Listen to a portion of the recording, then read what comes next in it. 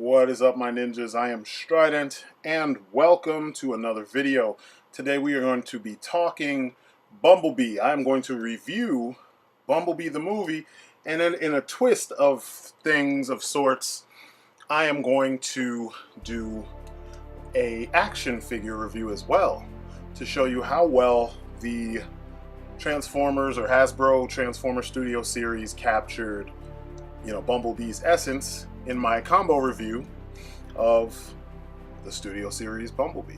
Now it'll be the Bumblebee from the 2-pack because my Target just didn't have the other figures, the standalone figures, which pissed me off. I'm trying to sell the Camaro Bumblebee if anyone's interested. I have it on eBay right now, and yeah, that's my little plug for my sale. But I have a lot of things to talk about with this movie, lots of positive things to say because they did the damn thing with this movie. Travis Knight, he undid the Transformers curse, so to speak. A lot of people always say, and I mentioned this before in my in the Off Our Brains last month that me and Agent O were talking about these films.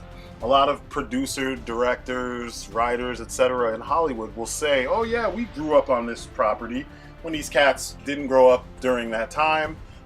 When they have like a very what's the word, like a tertiary understanding or a passersby understanding of the source material, and they don't make any effort to study more because they think that because they've had such long careers with all these rewrites and things that they've done that kind of put them on the map, that they know enough to successfully kind of do their version of a thing.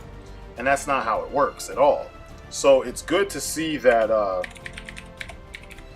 they are going to, how do I put this, going forward, it looks like they're using people who actually know their shit.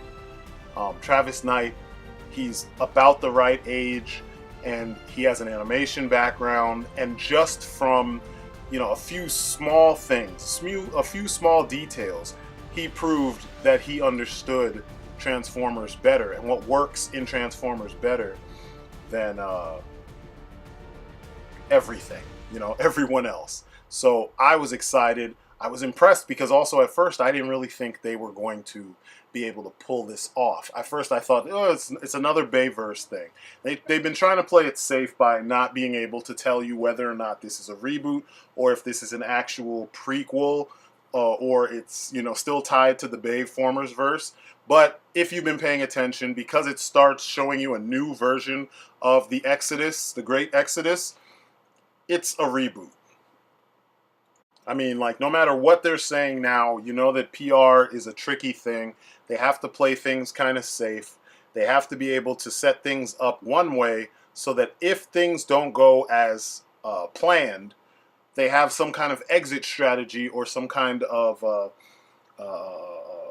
way to a retrieval, cleanup kind of situation. They have that set up so that they can, still salvage something out of this. Oh yeah, it was meant to connect to the Bayformers universe, if it failed. So we made a mistake there. Or no, it's a reboot if it's successful, which it has been successful, which is awesome. Now, I did want to do this before. I had another review planned, but I didn't get to do that review yet. It is coming. Things are kind of moving slowly in that department, but sit down, get something to drink, something to eat. I don't know, turn me up real loud, and let's go over this awesome piece of Transformers history. So, without further ado, we are going to jump into it with Bumblebee. So, what the hell is Bumblebee anyway? So, Bumblebee is a 2018 film from director Travis Knight with a script written by Christina Hodson. Only Christina Hodson. This is a big departure from what we were getting with the previous Transformers films that were headed by Kurtzman and Orsi, and it was like 5 other people. They had like a huge writer's room just to do the fucked up hodgepodge of shit that we got 5 times. This time it's a more consistent story all across the board. Everything works with each other for the benefit of the whole. There's no threads kind of just left out there for the sake of being left out there, or casualties of too many cooks. The plot is real simple. The Autobots are in the middle of their civil war on Cybertron. They are fighting the Decepticons, trying to gain ground and possibly take back their home world of Cybertron. I think they're fighting in Iacon City, if I remember correctly. It's kind of funny too because I've played the hell out of War for Cybertron and Fall of Cybertron, and so I'm super familiar with those places, almost as if I've been there because I've played the game so many times. But anyway, they are trying to defend Iacon City, and they're losing horribly. So Optimus Prime is sending Autobots out into space. He had already sent some out to different places to set up shop so that they can regroup and then come back and deal with the Decepticons. Launch probably more like a covert counterattack. Bumblebee is, first kind of hesitant to actually leave. He wants to fight for his world, but he's not as wise as Optimus and doesn't probably have the full understanding of the plan. But he trusts Optimus and he leaves as he's being instructed by Optimus, and watches as Prime fights off the remaining Decepticons. So Bumblebee, who at this point is only known as B-127, he reaches the planet Earth. He crashes in the middle of a training exercise. I think it's Sector 7 that is, he interrupts their training exercise.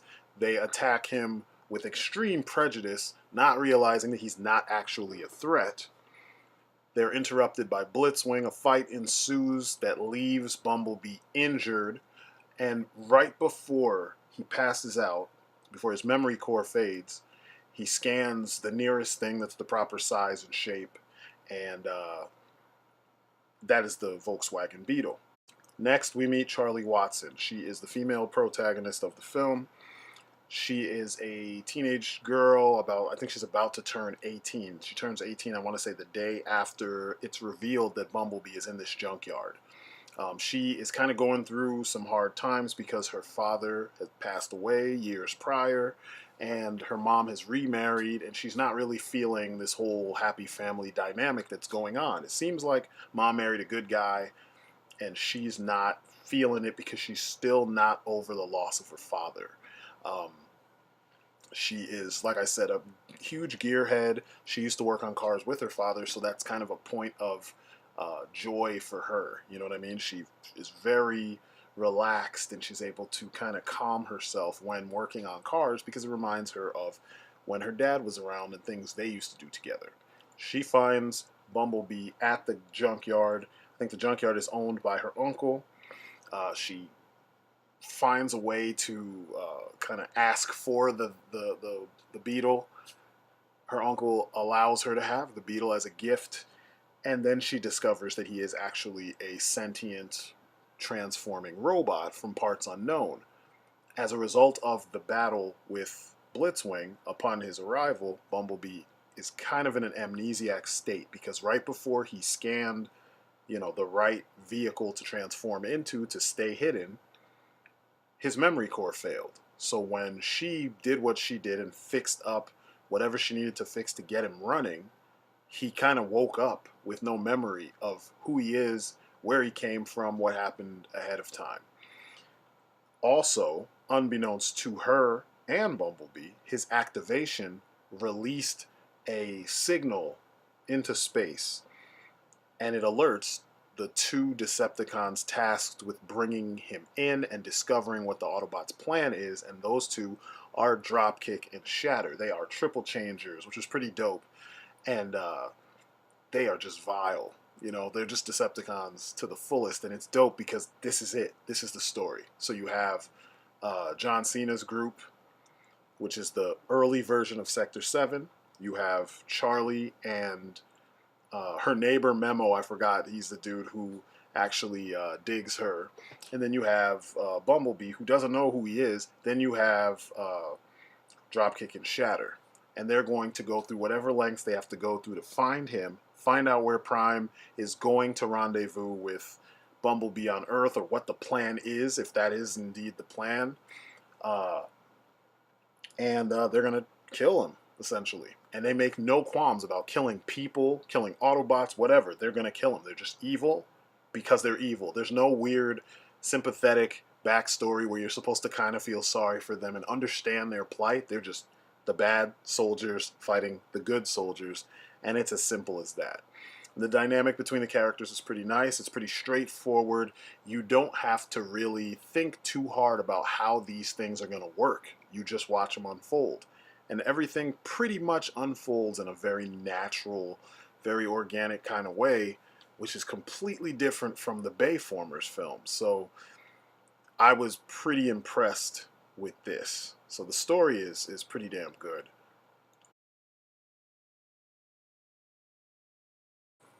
So, characters. I'm showing you footage from the opening minutes of the film.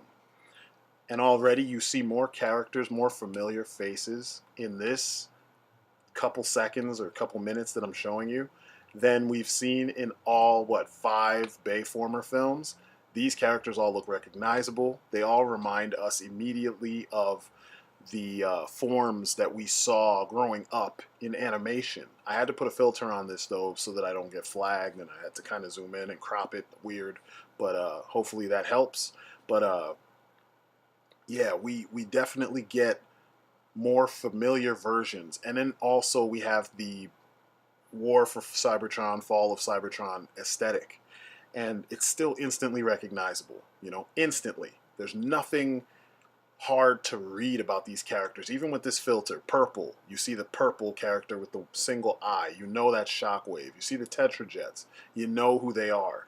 And, you know, this is what was missing from the previous Transformers films. And there's no way that all those people who tried to tell us that we were being ridiculous for complaining about how bad they looked in the Bayformers films can look at this and not see what was wrong with the previous ones. You know what I'm saying? Travis Knight is an animator first and foremost, and he said he grew up with Transformers, and I believe him. I can see this when I look at the way that him and his team handled the visual style of this film. I mean, it's next to perfect, you know, without being 100% G1 cartoon accurate. And just for added, you know, to drive my point home, you know, for added measure, this is footage from War for Cybertron. And you can tell straight up that this is the aesthetic they were going for. Iacon City looks like Iacon City. You know, the Tetrajets still look like Tetrajets. Even though over here it's kind of downplayed. Prime still looks like Prime. You can see what they were going for. And there's a lot of people who are giving the film shit about the fact that they still look like their Earth alt modes on Cybertron, but just look at this. You know what I'm saying? Like, yeah, they did it for instant recognition, but even when Optimus comes to Earth, his alt mode and his robot mode, I mean, you don't actually see his alt mode on Cybertron, but his robot mode fits the alt mode that he has on Earth even closer. So, you know, I give him props for going in the direction that they went in, because it literally conveys what's needed to be conveyed as soon as you see them. That was the point, you know. They have to stand out as characters but still fit the overall aesthetic. The whole movie has this going for it, and I love it. It makes me happy just to see it. I can't tell you how big I smiled while I was watching this, you know, the first time in the theater, and all the times I saw this in the theater, I was like, man, they really did the damn thing, and this is what it should be. This is how you do it. I'm not gonna say everything was perfect, but and I'll get to the things that I didn't like later, but character-wise, every single character, with the exception of maybe one, and even this character that I have problems with how they handled him, he still was a cool character.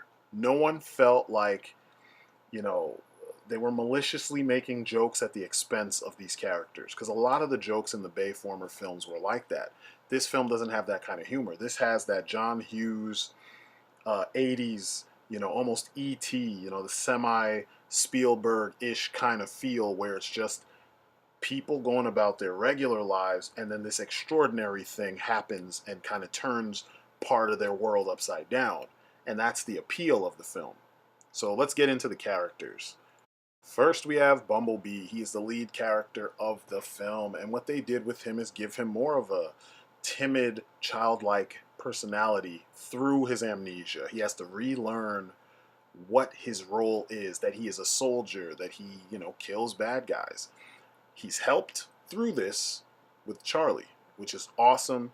She is a very well done, lead character who happens to be a female. It's not like the film was written with girl power initiatives in mind. You know what I'm saying? It was literally written where your lead, your female lead, who is opposite this alien robot, has just as much personality and just as much agency and reason to actually be in the situation that she's in.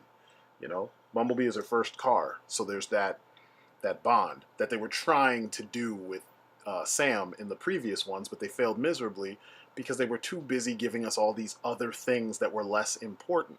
Here, you have someone who's into cars, who used to do this with their father, kind of as a side, fun thing to do, and they lost their father, and now it's a coping mechanism. And then she finds a car that is extraordinary. On the surface, it's literally not. It's in disguise. I said this about all the Bayformer films. They forgot the concept of robots in disguise. That was the point. You're not supposed to have this bling bling, flashy, pimp my truck, pimp my whatever look. You're supposed to have a more how do I put it, subdued look, so that you can actually hide in plain sight. Because no one looks at those vehicles and says, "Hey, I don't want to look at these closer. I don't want to know whose car that is." I always felt that it was bogus that nobody looked at Sam's vehicle and said, "Dude, where'd you get that?" You know what I mean? In this case, no one's going to look at this busted ass Volkswagen Beetle and say, "Where'd you get that? I want one." They literally are just going to be like, "Hey, that looks good." That looks like crap. Or they're going to ignore it and just not really, draw any attention to it, because there's really no need to draw any attention to it.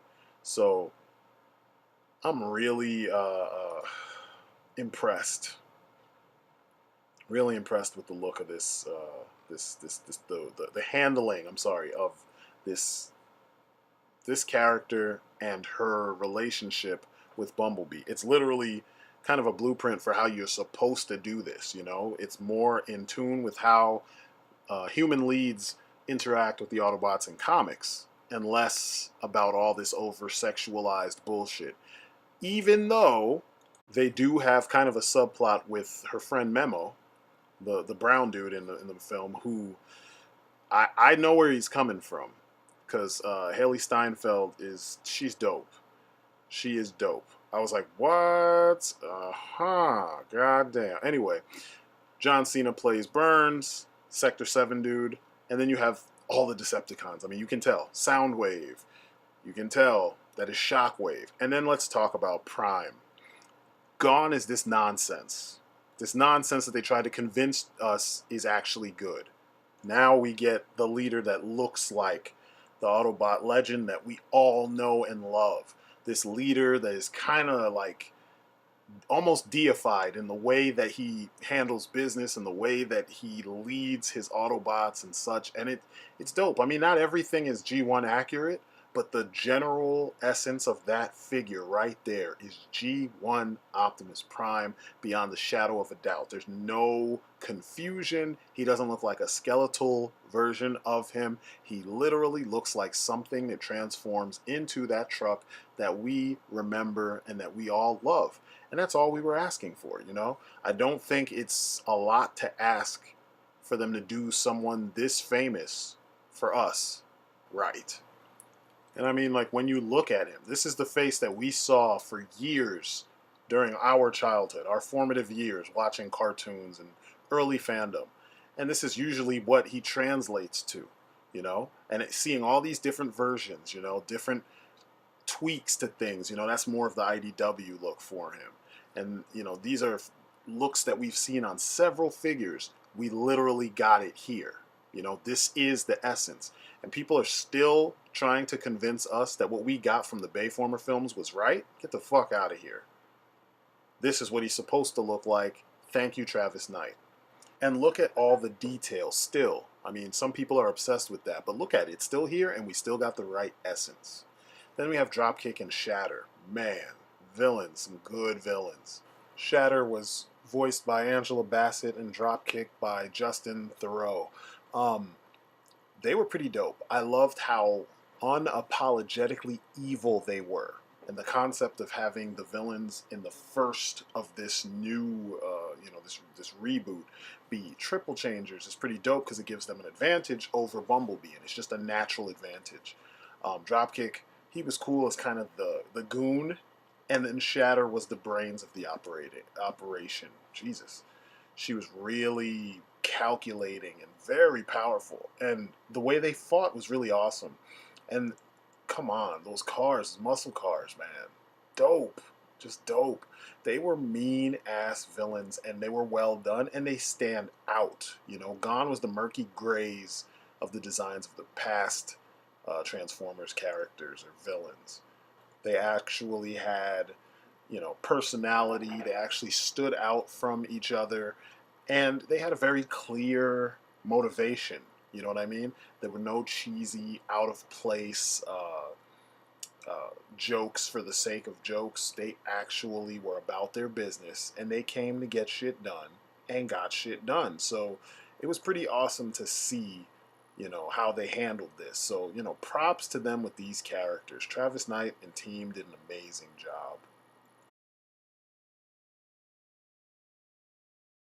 Overall, I would say this was an amazingly tight film. It had this feel like if E.T. was an action film, this is what you'd get. And it was fun. I mean, nothing felt forced, you know, and that's the best thing. Everything felt organic, and the changes made sense because many of these changes were things that I was surprised that they had a whole writing room and they missed things in the previous films, you know, with that many hands on deck. How could you miss basic things, you know, that they missed in those films? It doesn't make sense. Things like the alt modes actually being proper disguises that people won't look twice at. You know what I mean? You're already aliens. You need to fit in with what's here on the planet. Every car, all of them can't turn into concept cars. Like if Sunstreaker and Sideswipe turned into those, it'd be cool because it makes sense. It fits their personality. Maybe even Jazz, fine. But everyone, even Prime, no. So here they did it right. The fact that the Decepticons killed people left, right, and center, they didn't give a shit. That was perfect. And then the relationship between Bumblebee and Charlie, it was so natural and so understanding. She wanted to protect him because he seemed like a giant child until he started to get his memories back and was in a position to actually fight back. So I think they did a really good job. They toned down the stupid things that were, you know, plaguing the characters from the Bayformers version, and they just tightened up on everything else. And I think it made for an enjoyable movie. I didn't see a whole bunch of plot holes. The only thing I didn't like was how they treated Memo. Memo just couldn't get a break. You know, Memo couldn't even get the handhold. He couldn't get the kiss. He couldn't get shit. She treated him like he had no game, but she was kind of interested, you know? I was like, come on. But I will give him props, though, for how normal, because in a way, things like that do happen, where the dude does all these things and the girl is still not super impressed, you know? She's kind of, sort of impressed. And, you know, that's what it felt like. So I give them props for how they handled that. You didn't have that Van Damme moment where just because she's a woman and he's a man, they have to have sex, you know? You didn't have that, which is pretty cool. Um, Overall, though, it's super enjoyable movie. Super enjoyable. It's one of those things where it's like, you probably should check this out if you get the opportunity to. You know, there's no reason for you not to. It's perfectly fun I took my 6-year-old to see it. He dug it. Didn't have any problems. Nothing scared him. It's just a good movie for, fans of all ages, and you hear that a lot, but that's the truth here.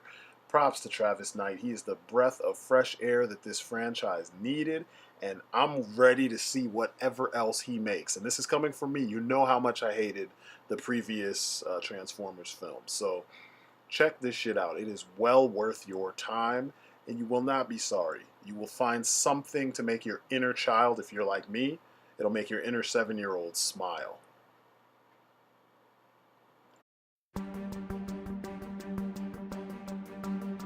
All right, finally we are taking a look at the Transformers Studio Series Bumblebee figure. And this is from the Bumblebee movie. So I had been waiting a long time for this because I'm a huge fan of the true Bumblebee. Essentially the little Autobot that could.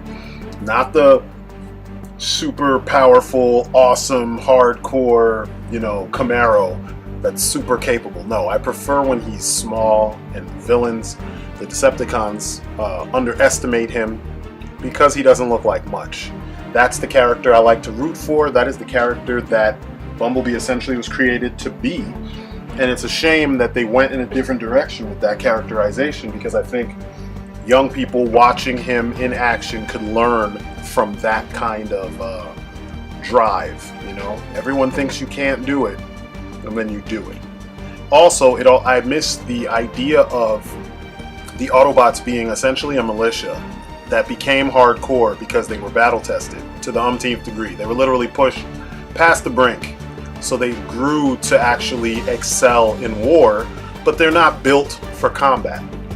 When you look at the original G1 Autobots, they were all very unassuming things because they were the essence of robots in disguise, whereas the Decepticons were soldiers and mercs, and they always turned into weapons of war, with very few exceptions here and there, and you're supposed to see the difference. The Decepticons were always, vehicles and things that were superior in battle, whereas the Autobots were just cars, hence the name. I mean, a handful of planes, obviously, but they're mostly cars, So, yes, this was something I had been waiting for a very long time, and as you can see, they knocked it out of the park. They did not give us the essence of a Volkswagen Beetle. They actually gave us a Volkswagen Beetle. It's accurate. It's got wear and tear on it, even though the wear and tear is not it's not consistent. As you can see, there's paint on the doors and such, and not rust on the doors, but not on the hood, and not on the roof, and not on other parts. And that's not usually how it works. It still looks very good. I don't know. Even with its faults, this vehicle, this figure, makes me so happy because I finally have this back in my collection. So anyway, I'm going to go through and rather quickly give you an overview and, look into the details of this figure and let you know what's good, what's bad, what works, what doesn't work, if anything, and, ultimately how I feel. Because you know how these reviews work. God, reverse. My brain. I don't know. Ugh. Now, I've been trying to finish this whole thing, the movie review and the figure review, for the last, I don't know, month and some change. We're in February right now. So since the movie came out around Christmas, I saw it before Christmas. And I've seen it about 5 times. And I started the movie review right after I saw it. A week before it came out. Then I watched it when it came out. And I was furthering, I waited to watch it twice before I decided to do the review. And, man, it was like life was saying, nope, this is not the time. This is not the time. This is not the time. So anyway, now is the time. I got all my ideas and thoughts together. So let's do it. So one thing I have to add before I get all the way into the review proper is that there are elements that are here from the Bayformers version of the character that, for some reason, it's like with this design and with the tweaks that Travis Knight and team put on the design, they kind of lessened some of that broken up skeletal feel, that exposed feel that they had in the Bayformer films. They've gotten rid of that, so it doesn't feel as bad. He doesn't feel as naked, and I really enjoy this because he feels more substantial. All of the Autobots and Decepticons in this movie feel more substantial, and I like that. It makes me a lot more. My eyes are more interested in looking at them. They're pleasing to the eye based on, this one major tweak. Now, I wish that they were consistent with the faces because that's one of the areas that I'm not super happy with, but I'll get into that more in the actual full-on review. But anyway, here we go.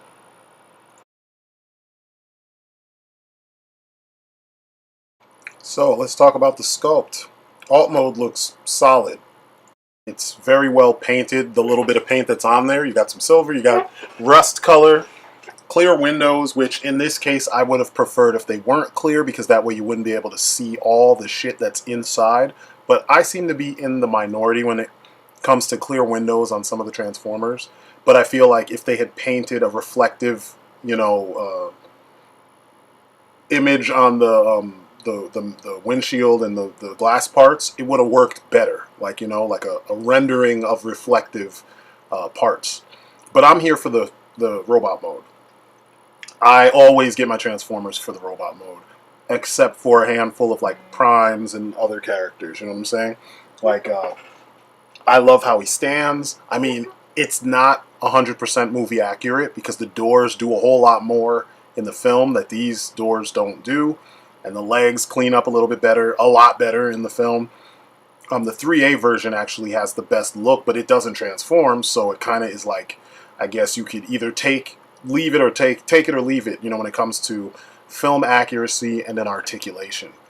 But the look of this guy is just, it's nice. I can deal with this. Like I said, there's elements here that, like the door wings, they came from the Bayformer version. That face, it's almost 100% the Bayformers version. But everything else feels a little bit more unique, and it feels more like what Bumblebee should look like if we're going to go realistic with him, But the face and just, the way things form up to give him his robot form, it's nice. The detail's nice. The paint on the silver parts, like on his arms, and it looks like the bumper is actually painted. That all looks good. His eyes, that nice bright, semi-bright baby blue, looks great. And I don't know, he just looks great altogether. I don't have any issues with the look of this figure.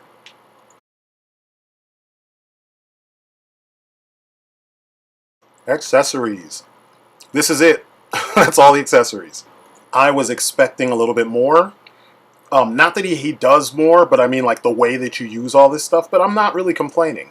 This faceplate, in the films, he always had that extra kind of more bug-like faceplate. It almost looks like a wasp face. I like this face better than the standard Bumblebee face. The only thing that would make it better is if in the films the eyes were actually emotive. You know what I mean? Because these look mean. You know what I'm saying? But I like this face a lot. The way you switch it is you pull off his face. Essentially, you just pull it off. There's those two little pegs that the face plate actually sits on. I like this because you don't have to unscrew it. You don't need to get out your screwdriver and then, worry about it possibly being glued too tight or something like that. And then you have to worry about the screw. Because I've had that happen on some Prime figures. But, yeah, it's dope. He looks so good. The hands, the guns on his hands, and then the sword. The sword attaches directly on top of his hand, but the gun, essentially you just pull out his forearm, his lower arm, and you replace it with this gun hand. And it's all nice, and it doesn't make one slack if you do it multiple times. Everything seems to be measured out properly, so you have the right amount of resistance. And then this just slots in right on top of his hand. And it's like a peg, and I love it. It looks good. It's secure. You can actually play with him, and if he comes into contact with any other surfaces, it's not just going to pop off. So, overall, they did a really good job in generalizing all the parts of this figure and making them all work together for the benefit of the whole. And that's my thing, If something is not perfect, I can forgive it if the overall package, the overall figure is done fairly well. You know what I'm saying? And this is high quality stuff for Hasbro, you know, I love it. But we got to talk about my problems and nitpicks. These are all problems, actually.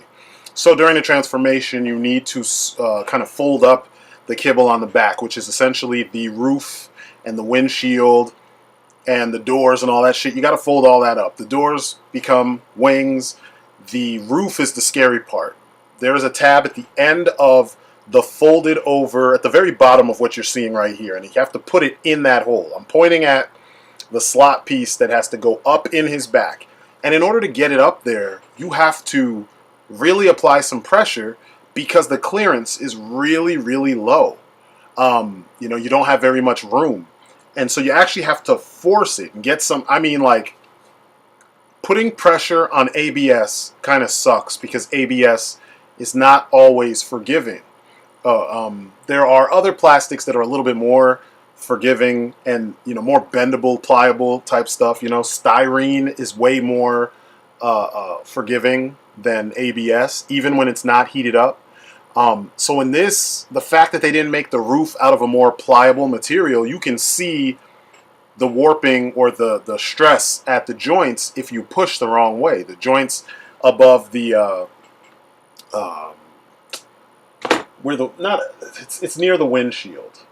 You can see the stress on that clear part. Mine doesn't have very much because I've been really careful about how I do this. But man, at first I just slotted it into that lower part near my thumb. You see a peg sticking out? I just put it right there and I was like, hey, that's fine. But they want you to do this. It's even in the instructions. And I've watched several videos where some people even pushed it further up. I'm not trying to do that. Like, I had to buy the 2-pack. This is from the 2-pack with the Camaro and the Beetle. And I'm like, ugh. I just managed to sell the Camaro, but still, I don't like taking those kinds of chances.